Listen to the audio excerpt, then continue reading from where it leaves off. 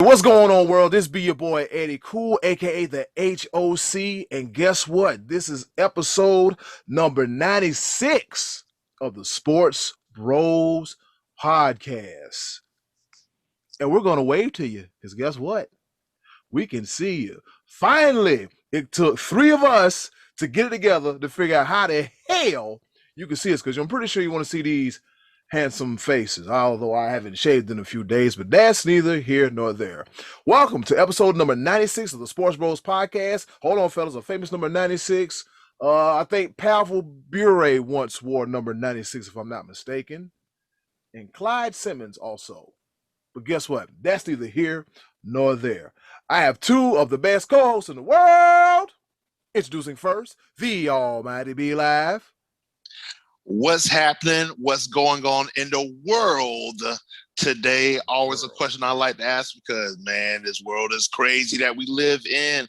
Hey, but what we try to do, we try to bring you the easier side of things, the sports side of things, by the fan, for the fan. Man, we got another action-packed episode for you. We say goodbye to NFL, but the NFL never says goodbye to us. We got some news about the NFL. We're going to throw in some other things, maybe a fight or two. But, you know, that's what we do. We got the rundown ready, about to come at you real quick. And then Eddie Cool's going to introduce this other guy that's on the show, you know, just for affirmative action reasons. We're going to keep him on the show and everything. You know, it's what we do. Equal opportunity sports bros. Let's get it. Yes, sir. I'll be back on that again. Ladies and gentlemen, the other guy, the world's illest mashed potato slanger, the pride of Washington, Pennsylvania, none other than the money man, Scottie D. I have to admit, I didn't know you guys were black. This is great. I'm working with a couple brothers here. This is nice. It's good to see you guys. I hear you all the time. I'm coming at you from the snow and cold of Western Pennsylvania. Eddie, I know it's probably cold where you're at, right, brother? Yes, it is cold and it is snowing and it is coming down in miniature cats, dogs, ponies, Pikachus. It's snowing, and I'm just happy to be in the house for the next day or so that way I got to mess with that stuff. I don't have to mess with that stuff at all. Well, fellas, it is great seeing you again for the first time in forever. Eye candy. Eye candy, yes. Eye candy. Here we go, this eye candy mess again. All right, guys, are we ready? Let's do it. All right, it's time for the rundown. Even though football season, the action on the field has stopped, the action behind the scenes, no, it never stops, none whatsoever. And last week, J.J. Watt was like, you know what? I'm like Deshaun Watson. I don't want to be here neither. Can I go now? And Houston, Texas organization said, yeah, J.J., we going to let you walk. It come to a shocker to some, but not all of us, including us, the Sports Bros. Not too much of a shocker. So J.J. Watt, gone out of Houston. With that being said, fellas, the question I pose to you is, which team will be a potential landing spot for the services of one, number 99, Justin James Watt?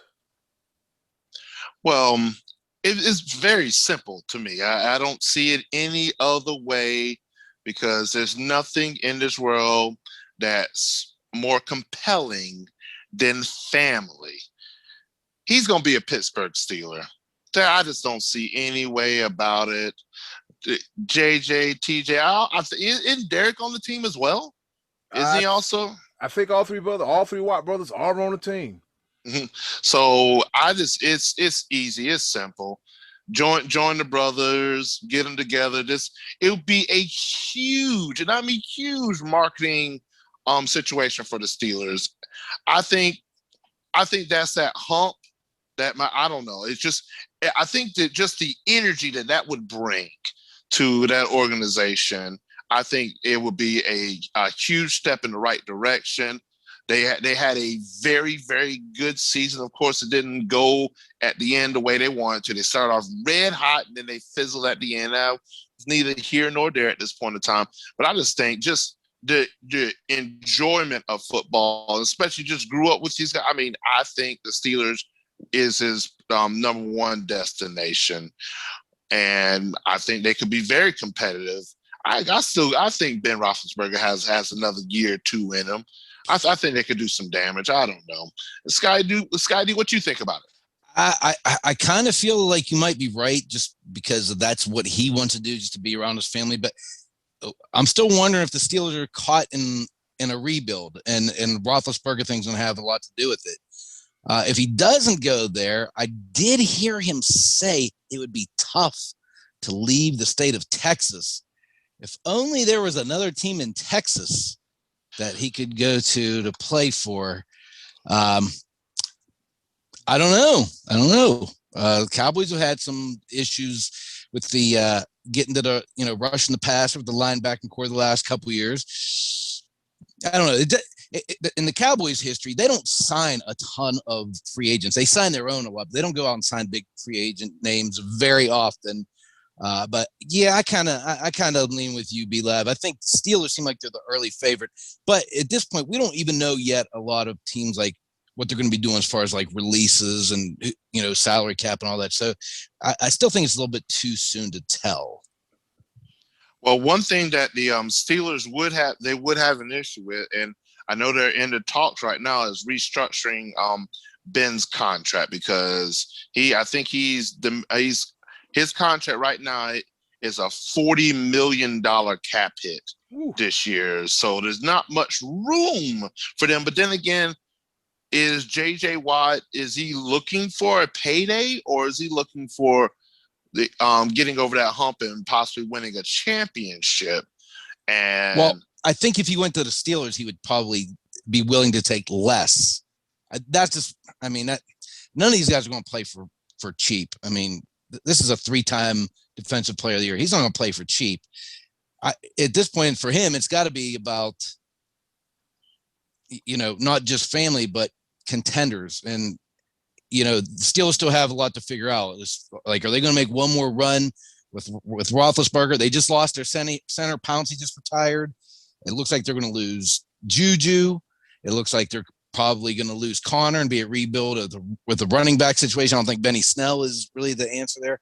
So the Steelers have a lot of question marks, and I don't know if that's the piece that they're looking for. I mean, like I said, they may be going into a rebuild. They may be just scrapping it and going all the way in. We don't even know if Roethlisberger's definitely coming back yet. So that's the whole thing. If he doesn't, if he's out seeking a trophy, if he's trying to get to the Super Bowl, I don't know that Pittsburgh's the answer. Well, there's also been little talks of him joining Tampa Bay, and I'm just like, come on now, can the rich get richer? Congratulations to Tom Brady on the 7 rings. Just come on, bro. You want to come back for more? You're just greedy. You're just greedy. It's okay. It's okay. I'm hating again. Let me tell you, don't hate. That dude got tipsy for probably the first time in his life, and he threw the trophy to another boat. And I know there's a lot of people criticizing it, but I thought that was kind of all right, I got nervous. I was like, oh, hell, he about to take the okay, somebody was on the other end of that reception. Like my heart went from like my chest to my feet, and I just turned pale and started sweating. I'm getting nervous over stuff that's not mine, but that's a Lombardi trophy. And what's that? Somebody's mad about that. Well, you shouldn't have done that. Hey, look, this guy has 7 of them. Okay, so yeah, but Tampa doesn't. So if that one's going to the bottom, they only got one more left to show for the trophy case. Couldn't you see maybe Gronk doing a cannonball and trying to get down into the water to most definitely scoop that thing out? Yeah, most definitely. Man, that was the thought. I was like, oh my goodness, the media. If that trophy would have fell in the water, oh my goodness, we definitely will be talking about that. And the person that's in question that's upset about the Lombardi trophy being thrown is the daughter of the blacksmith that designed the trophy. Right. So we have another Karen. I'm Lighten sorry. up. Lighten up. They do that with the Stanley Cup every year. I mean, come on. It's like, just come on now. The symbology or the symbolism of the trophy. Come on. They just symbology. Let me look that up. Symbology. If you ever get a chance, if you have not seen the movie The Boondock Saints, I highly and I mean highly recommended. And this is hilarious. But yeah, that's where I get that from. But yeah, it's man, the fact that she was upset, she thought that was disrespectful to her family. I'm like, come on. You designed the trophy. It is a symbol to 55 great teams. And what does everybody do after they win it? They celebrate it. It gets handed all across the place. It gets kissed, all these other things. They want to take it on the water and throw it around and everything. That's their trophy. They won it. Like you said, yeah, they've earned it. They won it. So why so serious? Why are you tripping? So yeah, it's all right. But yeah, JJ Watt, once again, he has luxury of wherever he wants to go. That's a beautiful thing about being an unrestricted free agent. And kudos to the Houston Texans organization for allowing that for such an upstanding member of not only their team but their community. And also it's also a business move, because it's one of those things, even though he's 3-time defensive player of the year, all the Pro Bowls, all the accolades and everything, he's getting up in age, and with the multiple injuries that he had, it's almost mutually beneficial to allow him to do so. And that's also why they're not really willing to let go of Deshaun Watson, because he is a generational commodity. Unfortunately, he's upset with the team, the organization, and everything that's been going on. But at the end of the day, it is a business, and there was a contract signed.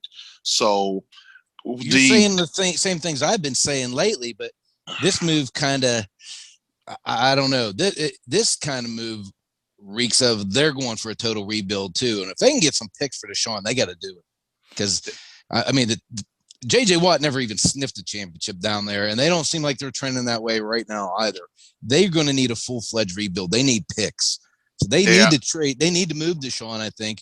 But I don't know. That's a hard contract to move, a big contract.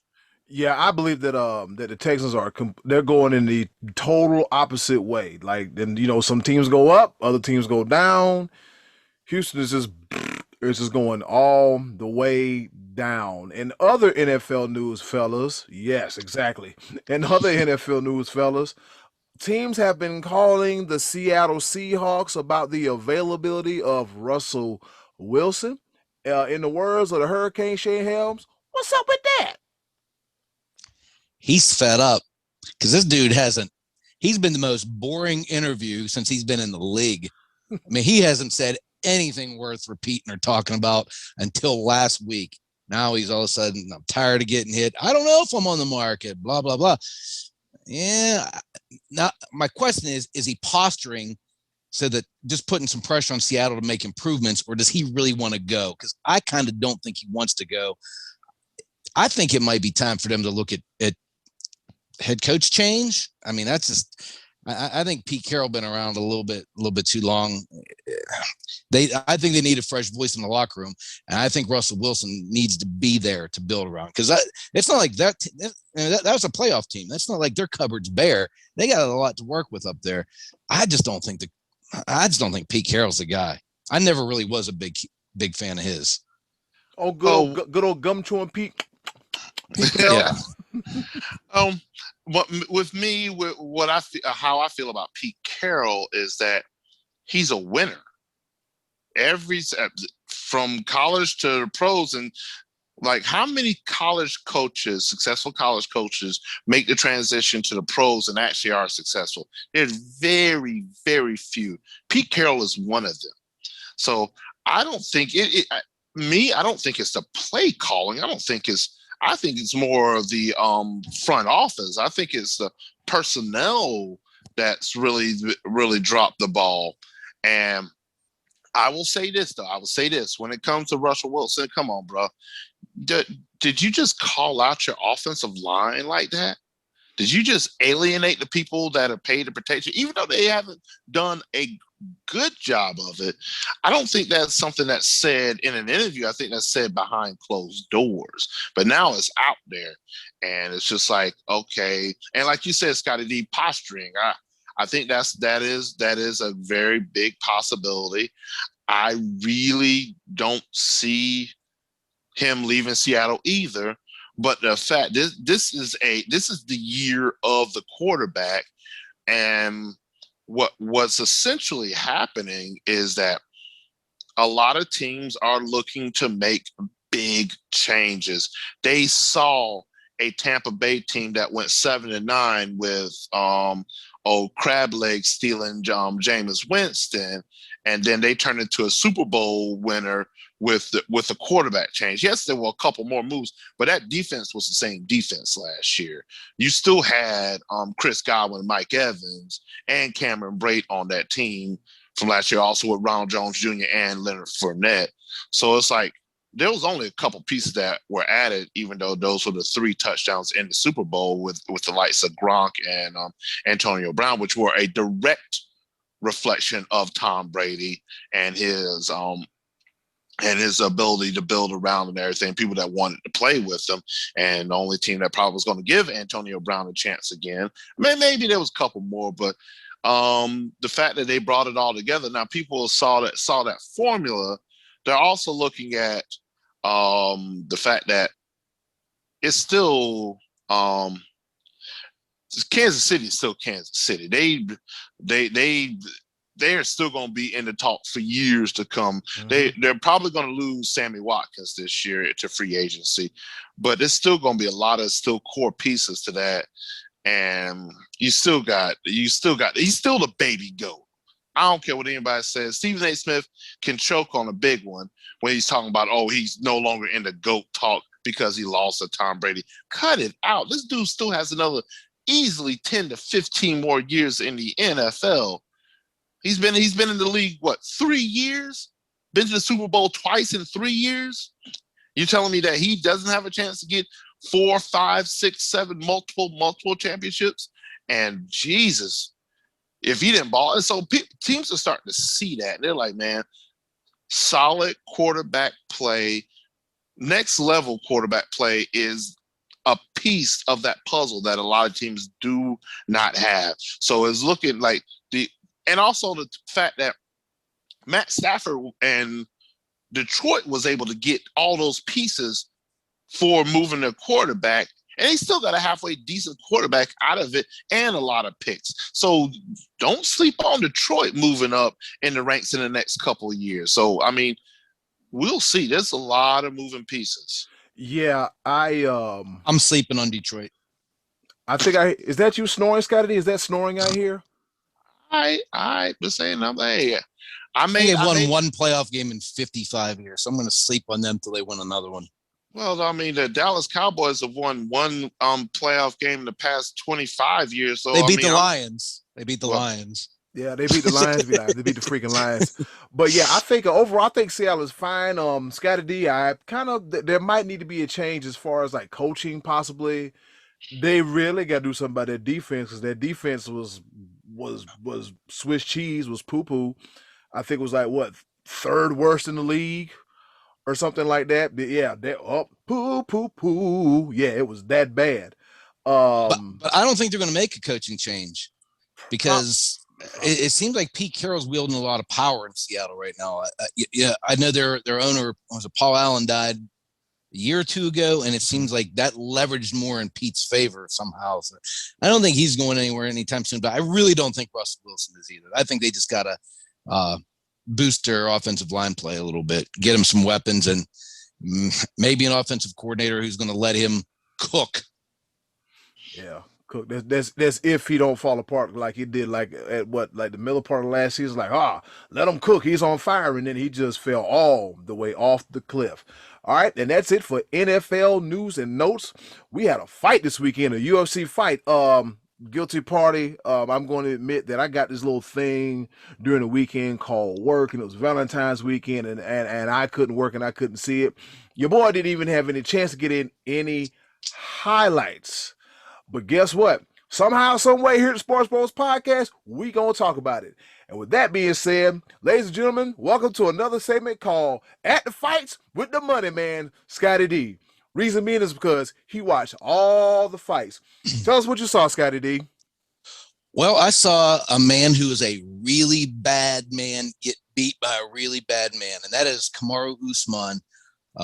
This guy, I don't know, you guys didn't see the highlight, but in the first round, he's fighting Gilbert Burns, who used to be his training partner, and I thought had a legit chance of going in there and banging with Usman and winning this and upsetting him.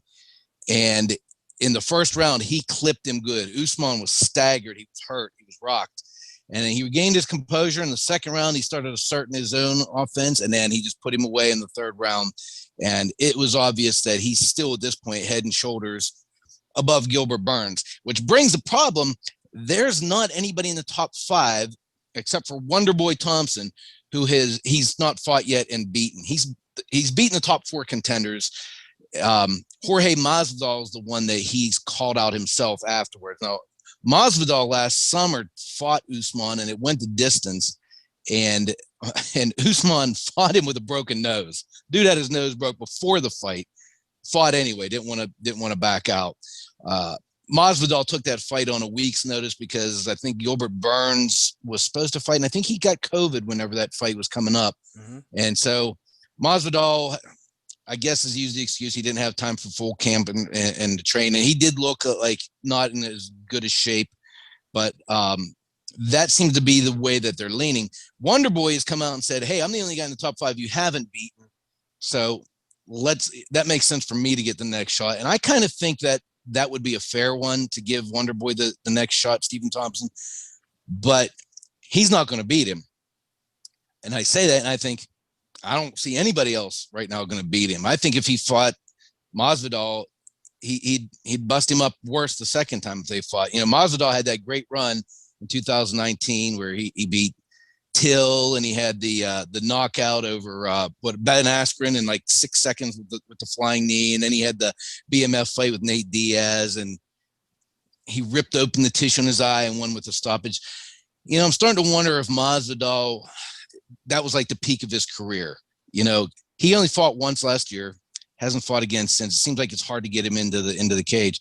But guys, I'll tell you what I looked at, and you might find this kind of like interesting the way I did, is that if you look at I thought we might be like in a glory time for UFC right now as far as champions go, because in that sport, even in boxing, champions come and go a lot. Mm-hmm. But if you look at what we got right here, right now, and Usman in 4 straight title fights, I'm talking, or, you know, as a challenger and then winning, Usman has fought in 4 straight title fights and won. If you go down to 155, the lightweight division, Khabib, same thing, 4 straight fights, won them all as in championship. You move up to 185, Adesanya, 4 straight title fights, won them all. He's moving up to fight Jan Blachowicz for light heavyweight title next month. The only reason that guy is a champion is because John Jones, who had like 9 straight fights, championship fights, and won them all, he vacated the light heavyweight title. And then you got Stipe as the heavyweight. He has 7 title fights in a row, lost one of them to Cormier, and then fought him and beat him twice back to back. So we have like established some really good champions, all of which don't look to be slowing down at this point. And that's just men. If you look at the women, you got Amanda Nunes. She's locked down 2 divisions, and Valentina Shevchenko, she's 9-2 in the UFC. Her only 2 losses, both to Amanda Nunes. So we have some really this is like maybe like the glory year of the champions right now in the UFC, because all these fighters that are holding titles, their records are, it's not like they work their way up like Wonderboy would do and gets a title fight, wins, then loses the title next. These are all like legit badasses we have in UFC right now. And I'm looking forward to that fight we got coming up with Israel Adesanya and Jan Blachowicz. You got to give Adesanya a lot of credit, man. He's moving up. I mean, he's got other contenders in his division, and he's moving up to fight a guy who hits really hard. So it's gonna be interesting to see how he fares moving up in weight. All right, and with that being said, ladies and gentlemen, that was At the Fights with the Money Man, Scottie D. One day I might get one of those jobs where I could just do the Monday through Friday thing, and I could spend my weekend sitting down watching sports, but I'm not gonna cry. And all right, from the looks of it, UFC Fight Night, we got Blades versus Lewis, 2 big old heavyweights. Yeah, the Black Beast hits hard, but I think this is a bad stylistic matchup for him because Blades likes to go to the ground. I don't think it makes sense for him to try to exchange with Derek Lewis. So I think we're going to see the type of fight. It's like a boring ground and poundish kind of. I hope I'm wrong, but I can just see. I mean, like I said, if Derek Lewis's best weapon is the thunder in his hands, and he's not as good on the ground, why would Blades want to stand in there and trade with him? I think Blades is going to try to take him down early and often and look for submissions and ground and pound. So we'll see. That one's coming up this Saturday, I think, right? Is that this Saturday? Yes, Saturday the 20th. Yeah, UFC Fight Night. Mm-hmm. Awesome. Looking forward to that one. Yep, going to have to tune into that one. I think we have to watch that one, fellas. Actually sit down and watch that one and kind of pick that apart. Ain't that right, B Live? Oh yeah, absolutely. I do hope I have the time to do so. I'm on a new job adventure, but I'm doing a couple things on the side as well. So I might be busy Saturday, I might not be, but I definitely want to find time to watch UFC, and amongst other things that happen on Saturday, college basketball. It's almost that time. Mm-hmm. It's almost that time. We're really about to get into the nitty gritty of the conference play. See seedings going into the conference tournaments. Oh, it is almost that time. So how about that game last night, Florida State and Virginia? Wow. Oh man, what a game on Monday night. What a game. That's a good one. That's a good one. What is our boy Justin Champagne doing? What is he doing? Not winning. See what happens when we try to get behind somebody? They just turn around and just let us down. We raise them up so high, and then they just then the bottom. Hit now under 500 in the ACC. Yep, and Be Live, as you stated last week, we are running a real chance of no blue bloods in the tournament. Man, oh man, it's whew, like as it sits right now, like. Kansas did drop out of the top 25. I still think they make like a middle seed or whatnot. North Carolina, it was slated to be last 4 in. Can you imagine? Wow. Well, then again, I mean, you sort of can imagine because last year during COVID and everything, before everything got shut down, North Carolina was dead last in the ACC. They were dead last. When does that happen? Dead last, and yet you still predicted them to win the ACC championship, which was incredible. Yeah, he did. I remember he did do that. I did see you bringing up old stuff, but anyway. But now, as it sits, with bracketology, Duke and Kentucky are not in. They're looking at the NIT right now, and Duke's looking at the NIT. Kentucky's looking at the CBA. Or whatever the third tier, the CBI, the College Basketball Invitational, and if I'm not mistaken, you got to pay your own way to get there. Man, they got to stop scheduling so hard. I mean, I give them credit. I like when teams like that. Michigan State does that every year too. They schedule good, top tiered opponents early in the season, and usually that pays off for you late because you're already kind of battle tested late. But even Calipari said, man, that wasn't fair for me to do that to these kids. He just put them through the grind early, and it's been too hard for them to recover, especially a team like Kentucky, who every year has like all new players pretty much every year. Whoa. Could you say that again for the people in the back? I've been saying this for years. The Calipari formula does not produce. It does not produce. They win. Yes, they win from time to time, but they don't bring home titles. I think Calipari only has 1 title in his reign at Kentucky. He has a lot of players that go to the NBA. They go to the NBA. Congratulations. What exactly does that bring back to the school, especially right now with as bad as their record is right now? Recruits are looking at that right now. They're like, ooh, how the mighty has fallen. It's really like, and this year is a testament of you need that veteran leadership. You can't just go off of raw talent alone. And because with the reduced amount of time these kids have had a chance to practice, play together, they have no idea how to play. They have no idea how to play with each other. And it's also evident with the shortcomings of Duke. Duke started going along with that whole one and done, bring in the best talent and everything like that, and then everybody ship off. Their team's incredibly young. So guess what? I said this a long time ago. It doesn't work. You need to build strong programs where kids will want to stay for 3, possible 4 years. I know the money's in the NBA. I get that. But I mean, if you got Zion wanting to come to your school, how do you say, we don't think you're going to be here that long. We'd rather build with somebody else, because he would still be there. He'd be a junior right now.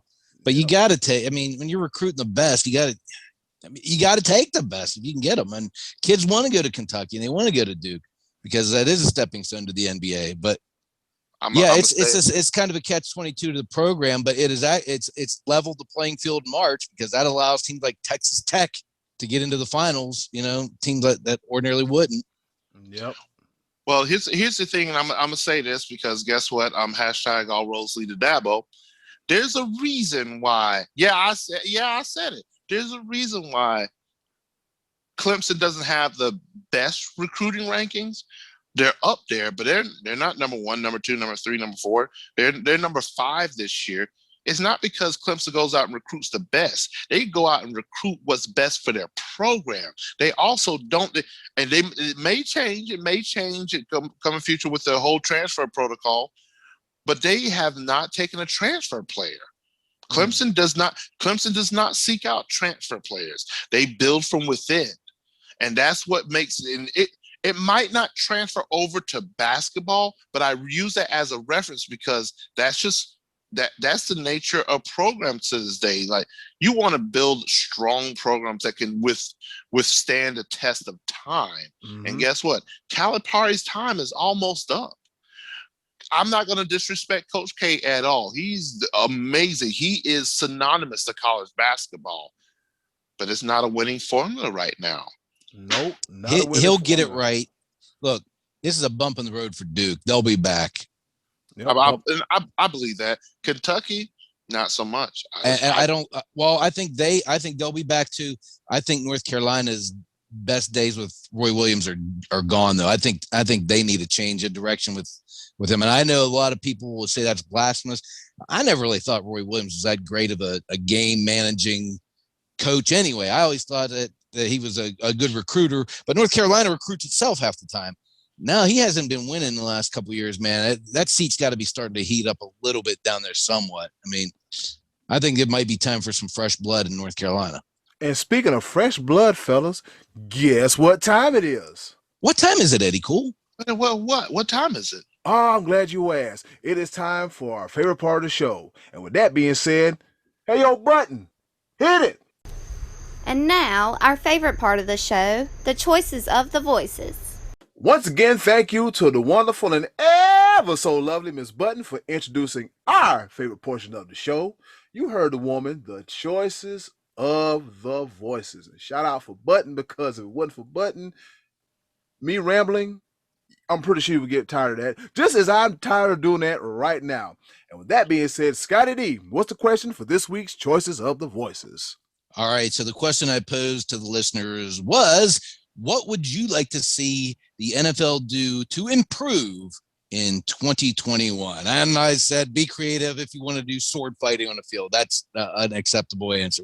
Whatever, just whatever you would like to see the NFL do that you think would spice things up, make it more interesting. Maybe there was a rule that you hate, you want to see change, anything like that. And we actually got some pretty decent responses, Eddie. Yep, we did get some very, very decent response. All right, Joey Buckets, a.k.a. Joe Gafkin, he said, get rid of kickoffs. Waste of time. They all go through the end zone anyway, for the most part. Maybe instead of kicking off the tee, they can punt it. I don't know. All right. That'd be interesting. I mean, kickoffs are kind of a waste of time at this point. When they bring it out, most of them running back to like the 22-yard line. So you're better off just staying in there and taken as a 25. Yeah. I know it's a whole move for player safety, but man, shoot. You see all the kicks going out of the end zone, move that puppy back again. I would like to see maybe something that they've done in college where you can fair catch it and it'll start at the 25, or you can actually take the risk and go for it, which I think a lot of players in the NFL will do.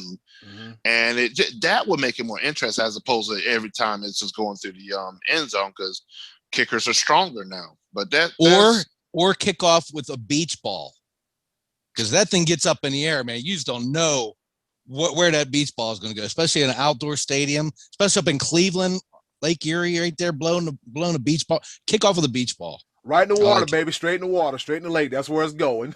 I like it. I like that. Where do you get your ideas from? You literally pull that out of the crack of your ass. Literally. Literally and figuratively. God. You're so lucky to have me. Here we go. All right, fellas, moving right along. Amtrak. Terrible. Pete Talansky, he said the referee actually call a game constantly or consistency. We're going to go with consistency. How about that? All right. He said fairly and unbiased towards any team. The playoffs were a joke with penalties. It tarnished another playoff year. If the referees are doing things properly, no one should be talking about them after the game. So Pete Talansky said referees. This is Tom Brady bitterness. Yes, it is. And unfortunately, there's been leaps and bounds of trying to take the human element out of the game. But guess what? The game is played by humans, called by humans. There's going to be a mistake here and there.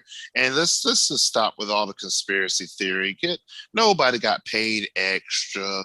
And it is what it is. Ain't nothing we gonna be able to do to stop it. I tell you, as a Cowboy fan, it makes me crazy when I sit and watch games with other Cowboy fans and they say, the refs are cheating us. I'm like, think about how much sense that does not make. Even when the Cowboys are terrible, their ratings are as high as anybody's in the league, year in and year out. Why would the NFL want to cheat to bury that team? If anything, the Cowboys would be getting calls if you're going to be cheating, because you want them on TV more. They give you better ratings. The Cowboys ain't getting cheated. Tom Brady's not getting calls because the NFL wants him to win Super Bowls. It's, we have replay now. I think the officiating is better and more consistent than it's probably ever been. I mean, I understand what he's saying. I want fair refereeing also. I mean, everybody gets gypped off of calls here and there. I mean, look at the Saints a couple years ago, Boy. But like you said, it's the human element, man. Some of those plays happen so fast. Yeah, things happen, fellas. Things happen. Yep, moving right along. Martin Tracy, Matty Ice, he says, new overtime rule. Each respective team's quarterback, wife / girlfriend / life partner sees who can bite off the most. He had an image of a banana.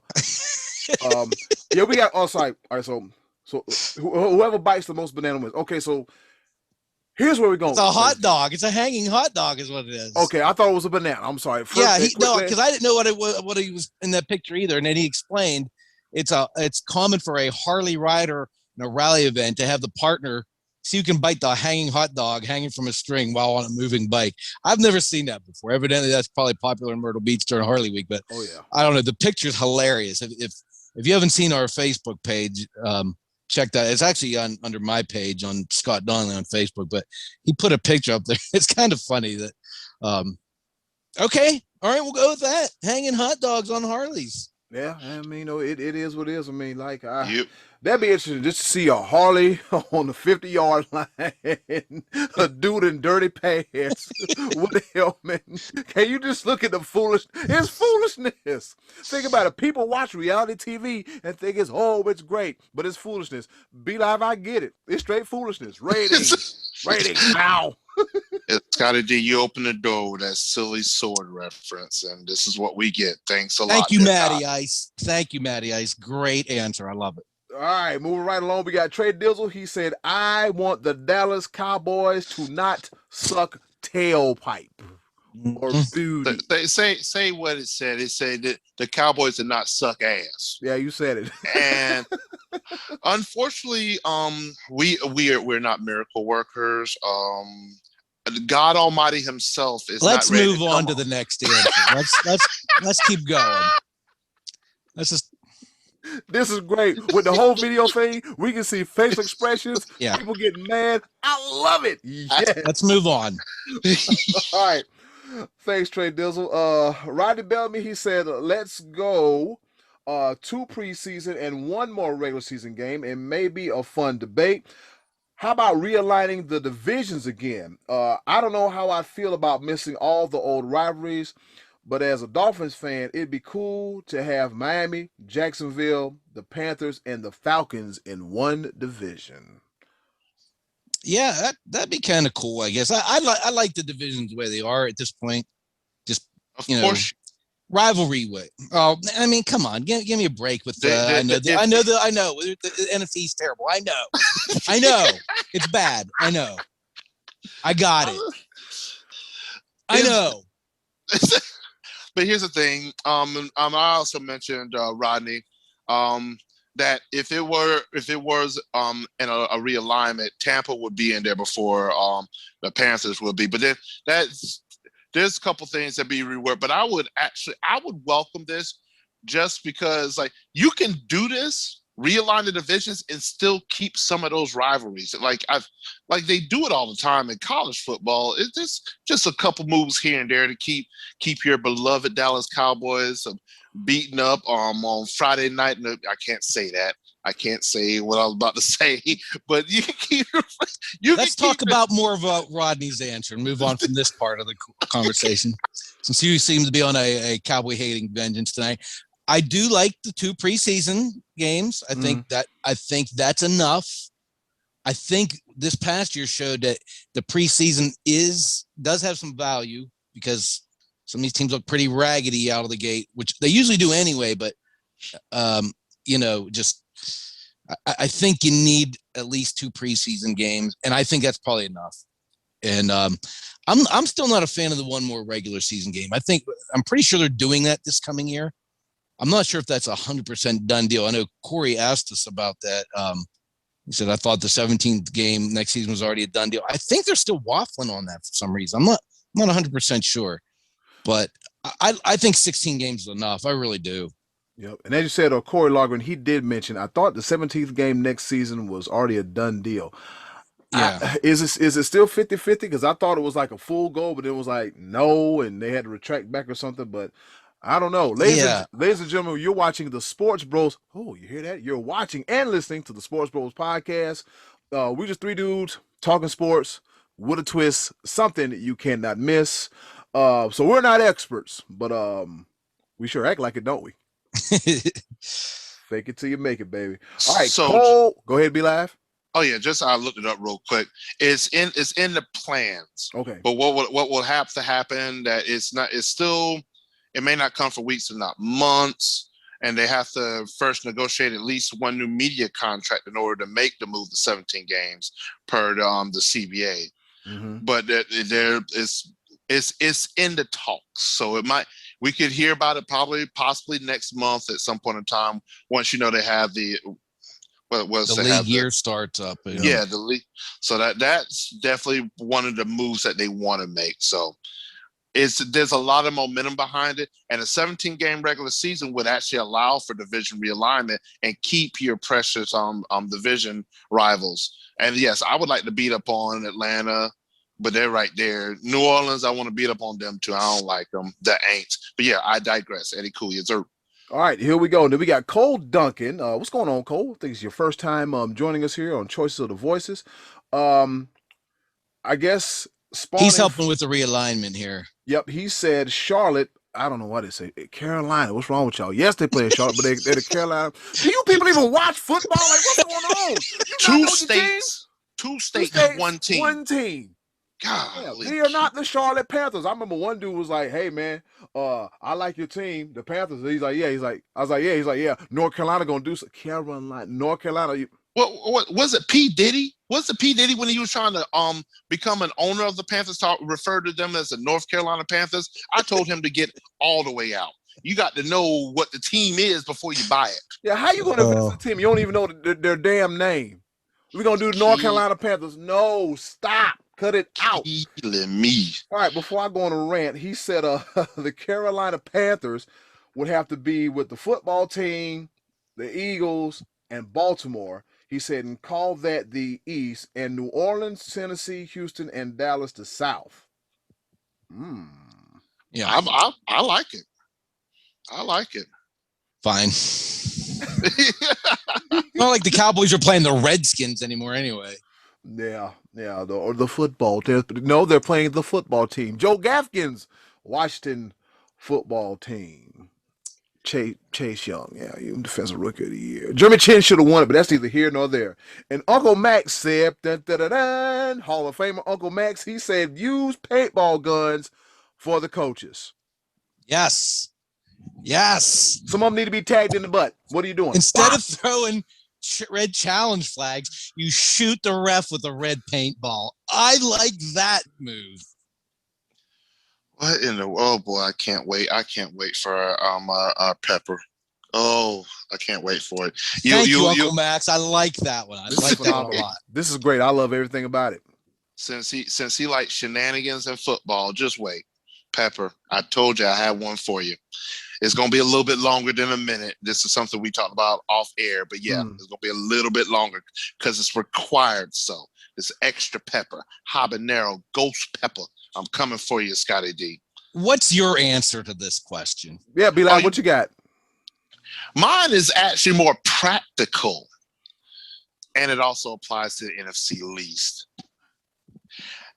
Stop allowing the NFL division winners a home football game. That does not make any sense whatsoever for a 7-9 Washington football team to have a home game against a 10-6. Was it Tampa? It was Tampa Bay. Yeah. Like, it does not make any sense. It makes zero sense that you get a home game just because you won your division and your division was terrible. Realign, record, etc. I think, yes, you should get a playoff berth for winning your division. You should get a playoff berth. I don't want to take that away. You won your division. That's what the divisions are there for. But a home game, get it out. It's got to go. That's got to go. I could see that. I can see that where you still get to be in the play, you still qualify, but you have to go on the road. I can get down with that. I thought Uncle Max mentioned that too somewhere along the line. I don't see that answer on here. I thought he said something about that as well. I believe. I like that. I like that. Yep, Scottie D, you like that with the not giving the division winner a playoff game, playoff game? Sure. I thought B Live was going to say to change the safety, fumble through the end zone safety call. Or touchback, what we talked about a couple weeks ago. That is also a good one. Yeah, if you go stretch the ball through the end zone and you fumble and goes through the end zone, the other team gets it on their own 20. I think that's something they should look at, honestly. One of the ones I want to change, I don't want games going to Europe anymore. I think that's stupid. I just don't like that. I don't like the 17th game. I don't like going to Europe. What an interruption in the middle of your season it is to go to Europe.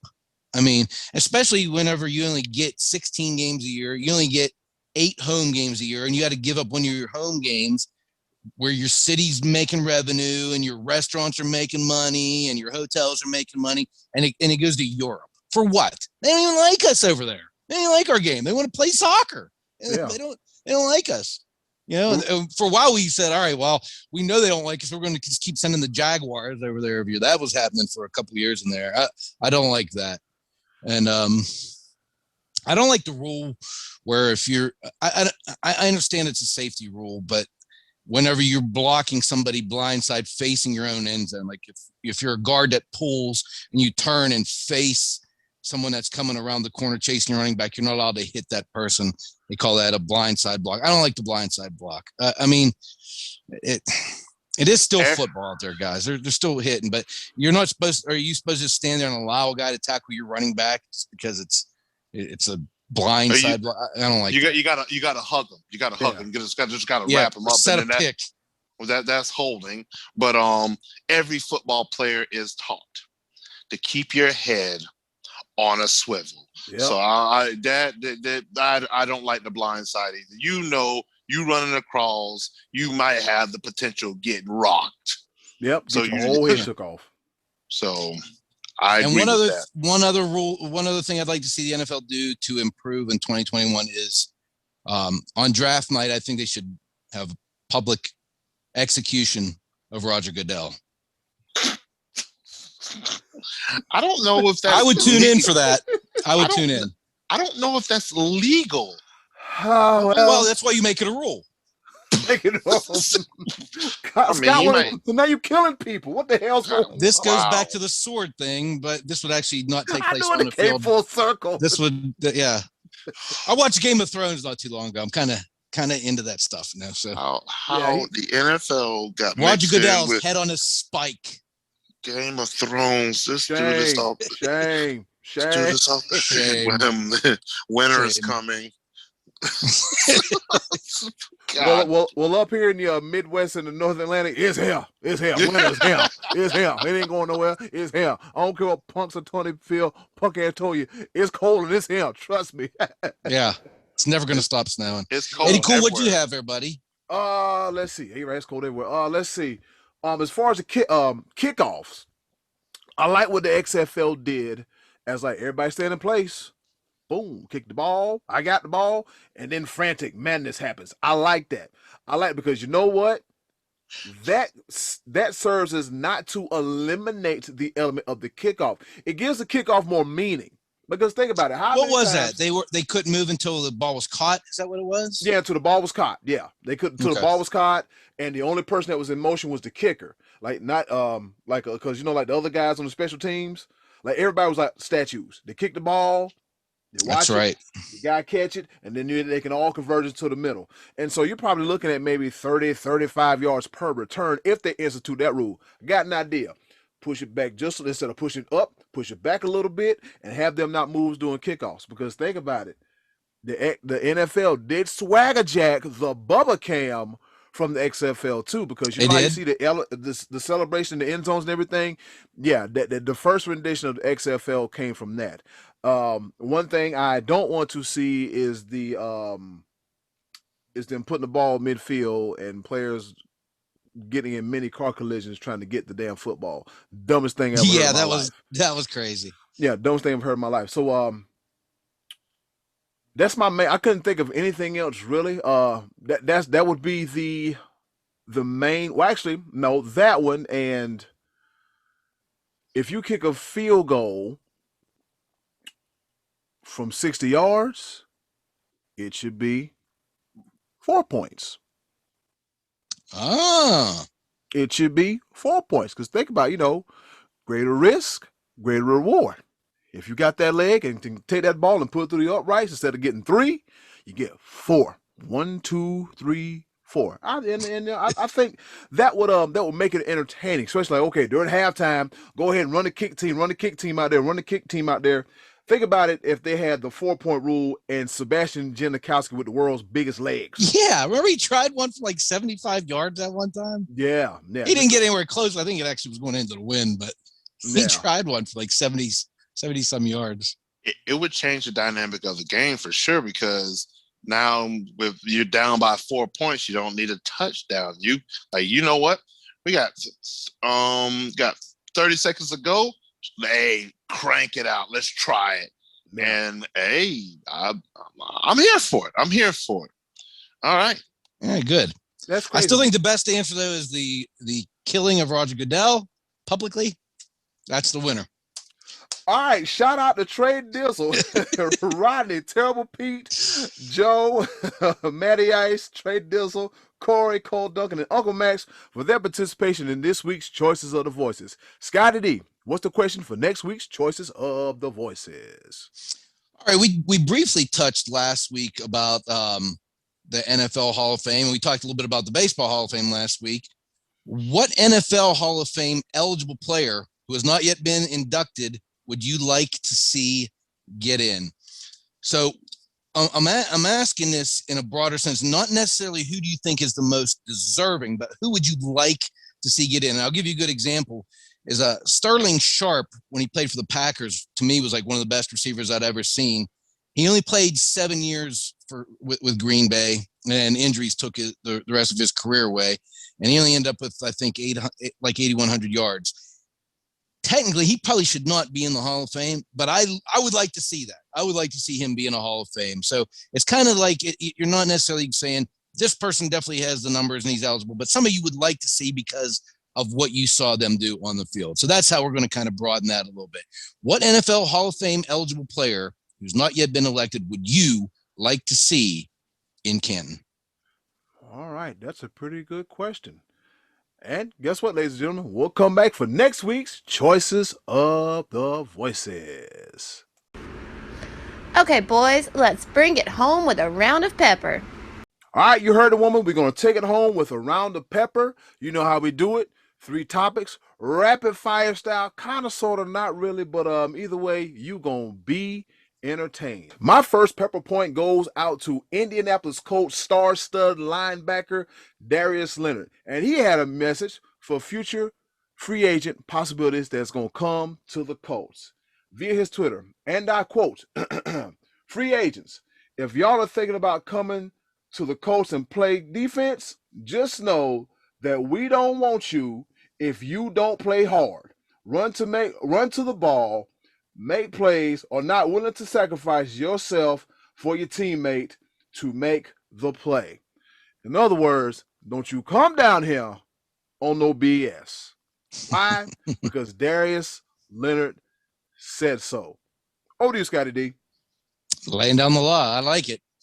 All right, so this past week I watched the golf tournament out there at Pebble Beach. It's usually a pro-am. Because of COVID, there was no amateurs, celebrities, athletes out there this year. But nonetheless, I love watching any tournament that takes place at Pebble Beach. For the second week in a row, Jordan Spieth was right in the mix. He was on the top of the leaderboard on Saturday. Oh, boy, the announcers wanted it so bad. They wanted to finish this comeback story with the win, but wasn't to be. Daniel Berger punctuated his win with a 30-foot eagle on the final hole to win it at 18 under par, capping a great week for him. Also, he had the almighty Nate Lashley was tied with him on the 16th hole. Poor dude, triple bogey with a 4-putt. Man, I feel that kind of pain. That's my golf game to a T. He just kept running the putt back and forth through the hole. But nonetheless, good win for Daniel Berger. Jordan Spieth, try again next week. You're going to get that W this year. I have a feeling. Be live to you. I was hurting when I saw that 4-putt, and he took his putter in right to the ground. threw it in the air and he grounded. Oh, it was hurting. All right. It's that time again. For the listeners that was with us last year, Be Live, your almighty Be Live brings back NASCAR. He made another left turn. Daytona 500. We have a new winner. After 358 races, Michael McDowell won the rain delay Daytona 500. But that's not the point. It ended in a horrific crash. Ooh. And you want to know why it ended in a horrific crash? It wasn't because of the rain. It was because the driver's hands were greasy, because during the rain delay, half of them decided to go to drive-thrus and get fast food. No, that's not true.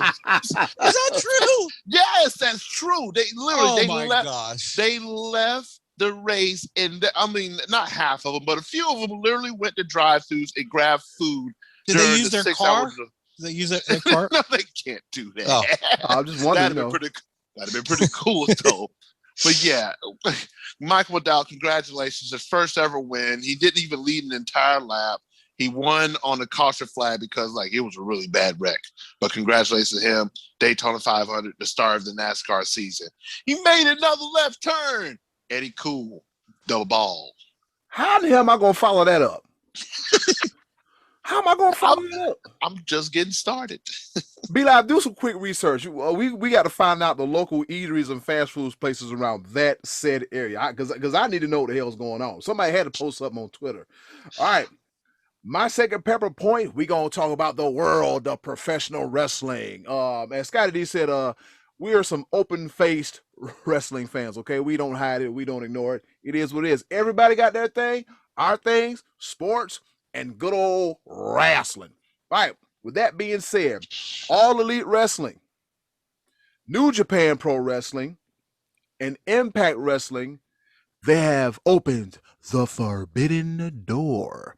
And what I mean by the forbidden door is other companies don't work with each other. But they said, you know what? It's more money when we work together. And also, during COVID times, we can also kind of get along with each other and give people fresh matches and new things to see and new angles and new superstars and brand new household names as well. All right, with that being said, Impact Wrestling, allegedly, from what I heard, I don't know how true it is, they had to send one of their representatives to Japan, to New Japan Pro Wrestling, because New Japan and Impact, they had a relationship, and Impact somehow, some way under the old regime peed it down their leg and just made the talent in New Japan look bad. Well, from the looks of it, everybody kissed and made up. You have not one, not two, but three companies all working together. Vince McMahon, where you at? Over to you, Scottie D. All right. So something happened this past weekend that I'd never heard of before. The fan-controlled football league? Is that what I heard? FCF, yes. Fan-controlled football? And who's at the forefront? Johnny Football. Johnny Football and played in a game on Saturday night, and he went 1 for 5. Do better, Johnny. Do better. But it was the interview afterwards that did you hear what this guy said, fellas? Did you hear what this guy said? What did he say, Scott? His interview, he said, win or lose, we booze. Booze on the Zappers. Win or lose, we booze. Now, didn't this guy kind of already booze himself out of 2 leagues, the 2 biggest ones in the world? Guys, this is sad. This didn't even really entertain me. I mean, I'm a guy who's had some trouble before. This sounds like something stupid that I would have said back in my 20s. This kid, win or lose, we booze on the Zappers. He's proud to be a Zapper. He's having fun. He went out and had a good time. He's 1 for 5. Johnny Football. What a waste. Do better. Be live. Over to you. Well. There goes the element of surprise. Normally we talk about what we're going to talk about in Pepper beforehand, but I wanted to surprise Scottie D with the inaugural weekend of the Fan Control League. I never heard of it before. I saw advertisement about it on Facebook, and I didn't. Well, explain it to me, because I don't even know what it is. Explain it to me. What's going on with this? Second Pepper, be live. Here you go. Well, this was my second Pepper point, was about the Fan Control League. Lay it on me, because I don't know anything about it, honestly. All right, so there are 4 teams in this league. They consist of, and I'm just going to do a quick breakdown. This, like I said, this is going to take a little bit longer than a minute. You have the Glacier Boys, and notable owners. Glacier Boys are Quavo from what's that group? Migos. Quavo from Migos and Richard Sherman are part owners of the Glacier Boys. The Beast, the second team. Can you think of who would be a part owner of that team? The Beast. Derek Lewis? No.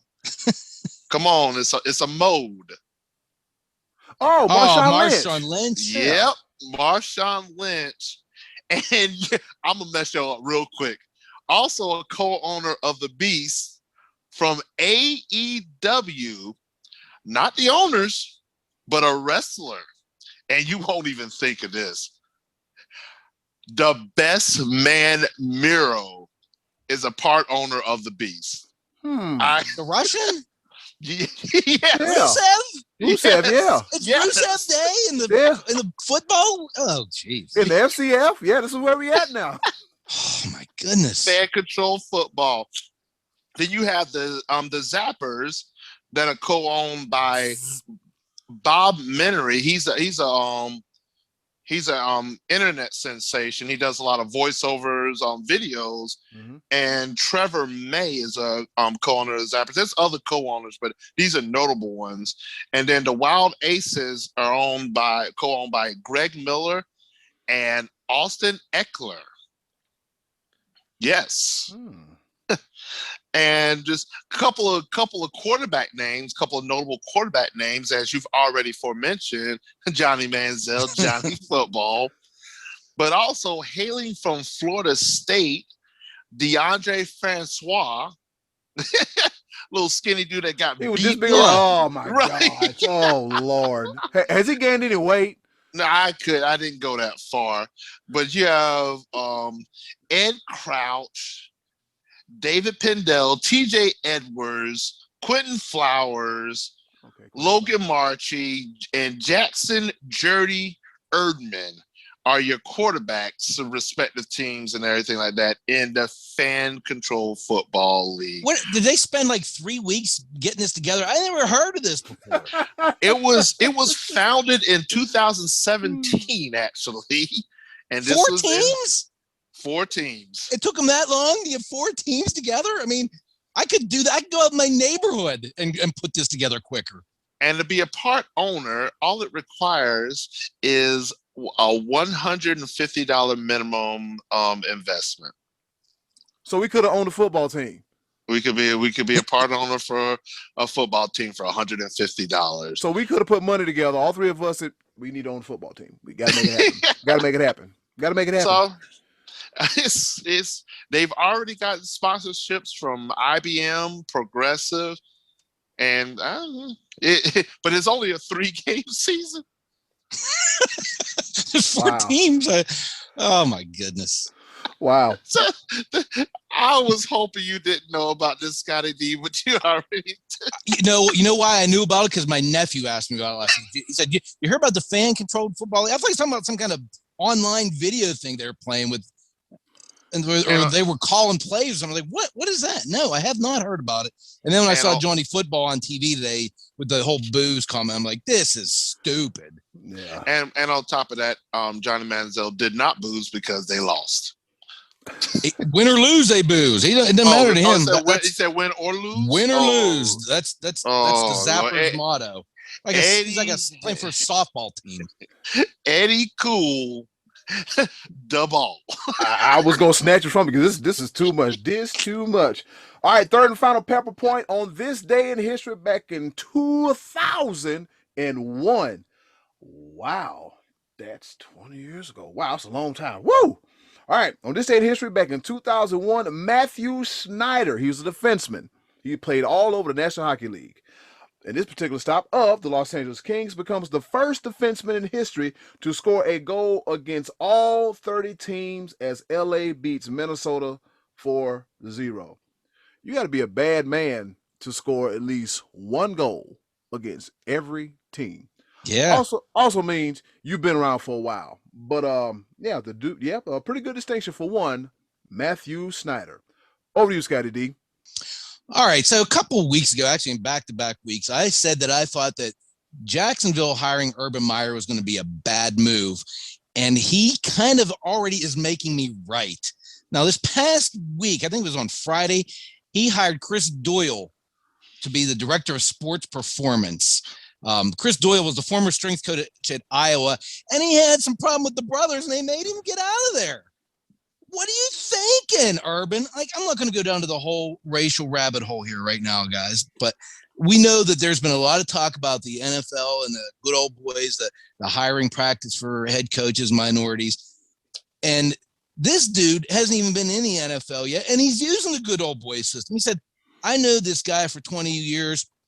Nothing bad's going to happen. What? Do better, man. Come on. This is terrible. And now he's got even worse problem because Trevor Lawrence got a bad shoulder. He's not getting out of the gate very good. Urban Meyer, come on, bruh. Be live. Over to you. Trevor Lawrence is having surgery on his non-throwing shoulder. He will be fine, but unfortunately, and Urban Meyer, I swear, penalty box. I'm straight in there. It's just you can hire anybody in the world, and you pick that dude during this time. During this time. During the most highly racial time we've had in the history of our country, or at least while I've been alive. And that's who he picks. The classic case of, hey, I'm going to help a friend out. He's a good guy. I don't care what they say about him. The era arrogance. It's just arrogant. Yeah. I thoroughly vetted him, and there's not gonna be shut up.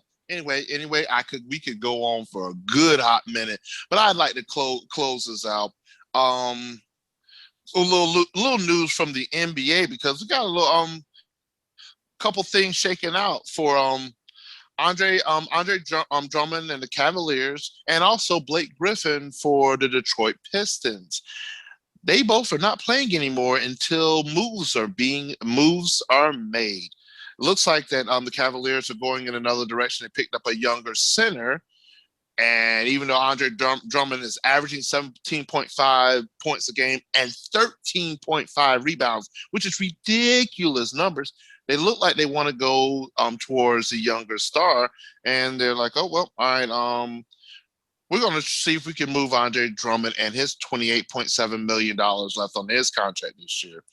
Blake Griffin says he's not playing anymore until they move him, and which is absolutely absurd, even because Blake Griffin's having the lowest output of his career, and there's still $76.6 million left on his 2-year contract remaining with Detroit Pistons. But two big name players saying not playing until you move me. There's a trend going on. It's more NBA than NFL, but the NBA, once again, player centered, and they want to be moved. That's going to be the norm. Mm-hmm. And Detroit, oh boy. And also, just on another note, Eddie Cool, you mentioned 20 years ago, this day in sports, this day in history. Also, 20 years ago marks the 20-year anniversary, mentioned NASCAR earlier, of the tragic death of Dale Earnhardt Sr., a pioneer, a legend.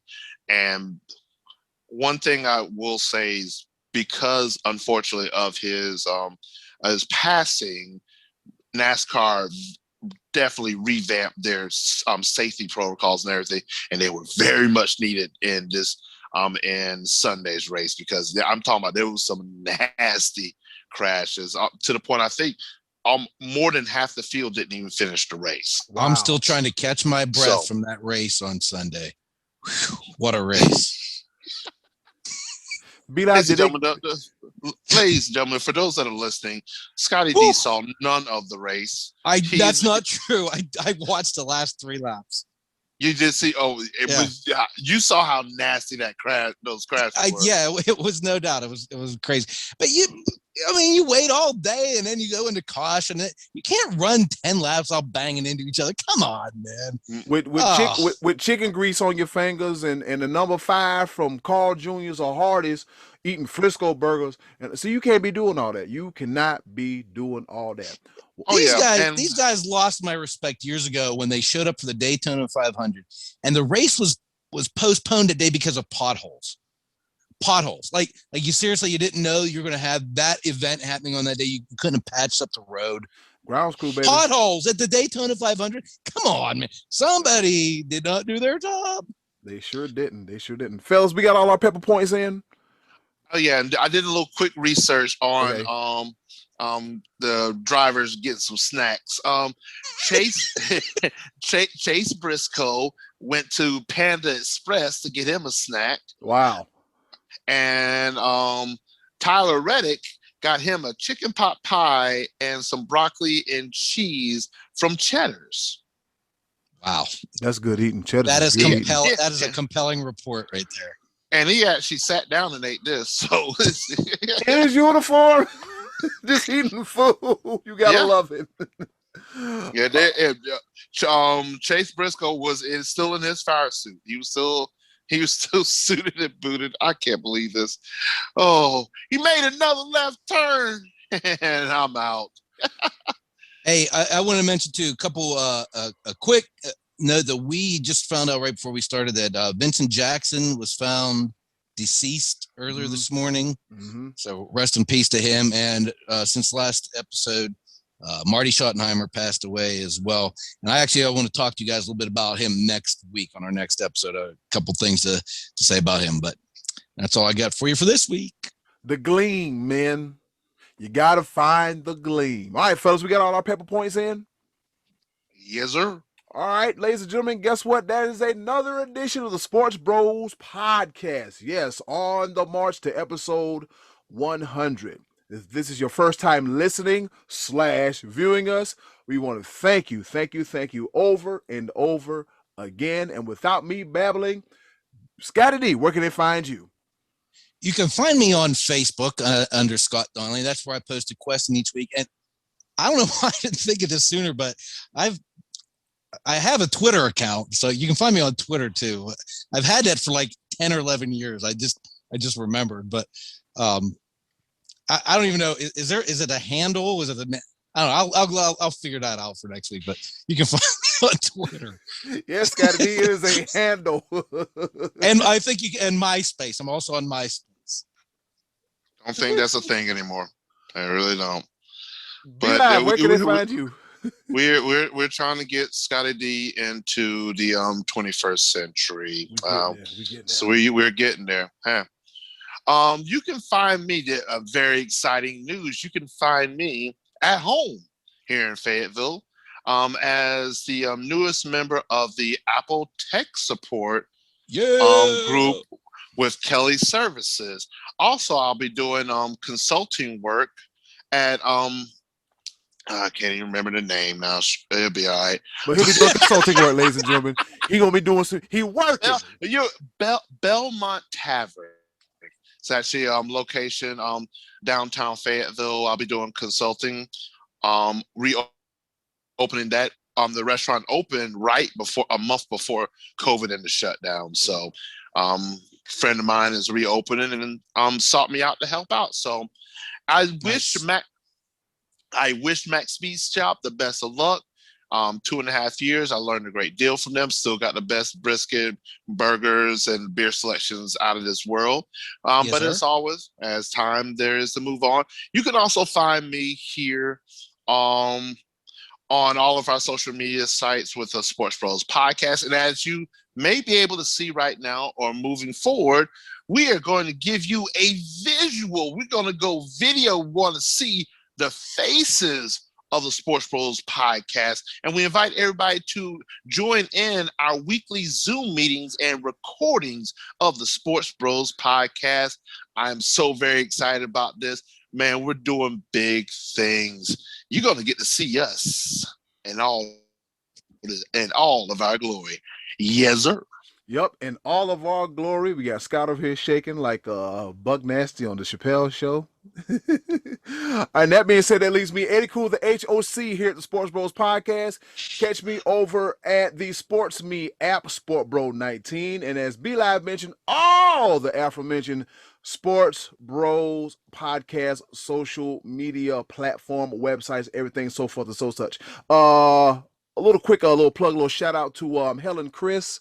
I recently made an appearance on the HelenCryss show. We'll have a link in the bottom for you guys to check out that podcast, the audio and the visual as well too. Great topic. You get a chance, check it out. They're talking about some hard to swallow and tough to talk about topics, but it was a good time. Now looking forward to appearing on the HelenCryss show one more time. Fellas, you got anything else you want to add before we get up out of here and watch a little bit of wrestling and try to not lose our minds? Win or lose, stay off the booze.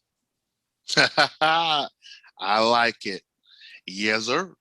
And with that being said, and in closing, do something nice for yourself. And if you can, do something nice for someone else too. They'll greatly appreciate it now more than ever. Be a blessing and not a burden. And of course, don't be an ass. Wear your mask. It's been another episode of the SportsBros Podcast. Yes, sir. It's a visual, baby.